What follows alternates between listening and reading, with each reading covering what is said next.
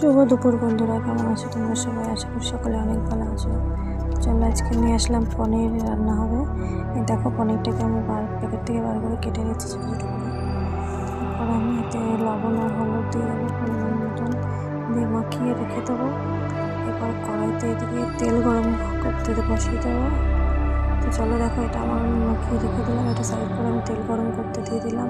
তেলটা গরম হয়ে গেলে এর মধ্যে পনিরগুলো দিয়ে হালকা করে লাল লাল করে ভেজে নিতে হবে। খুব বেশি টিপ করে ভাজা যাবে না, বেশি ভাজলে শক্ত হয়ে যায়। তো ভেজে তুলে নিলাম। ওই কড়াইতে আলু দিয়ে দিলাম একটু হালকা লবণ হলুদ দিয়ে।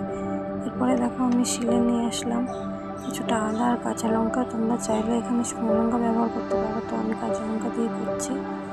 দেখো এটাকে আমি বেটে নিচ্ছি। এর মাঝে আমি আলুটাকেও একটু নাড়িয়ে নিয়েছিলাম।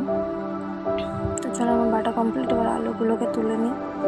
আলুগুলোকে তুলে নিয়ে আর একটুখানি তেল দিয়ে দেবো। কড়াইতে তেল দিয়ে দেওয়ার পরে এরপরে আমি দেবো দুটো শুকনো লঙ্কা আর দুটো জিরে ফোড়ন দিয়ে বাটা মশলাটা দিয়ে দিলাম। এরপরে দেবো জিরে গুঁড়ো। জিরে গুঁড়োটা দেওয়ার পর আমি হলুদ দিয়ে দেবো, লবণ দিয়ে দেবো। তো তারপরে দেবো আলুটা দিয়ে কিছুটা নেড়ে চেড়ে পরিমাণ মতন জল দিয়ে দেবো। জলটা একটু ফুটে গেলে ঢেকে দেবো। দিয়ে জলটা একটু ফুটে গেলে এর মধ্যে দিয়ে দেবো ভেজে রাখা পনির। তো পনিরটা দেওয়ার পর আমি কিছুক্ষণ আবার ঢেকে রেখে দেবো। তারপরে কিছুক্ষণ পরে ঢাকনা খুলে দেখো আলুগুলো সেদ্ধ হয়ে গেলে একটু গরম মশলা দিয়ে নামিয়ে নেবো। তো বন্ধুরা, আমি প্রথম ভয়েস দিচ্ছি, তখন ভুল হলে ক্ষমা করবো।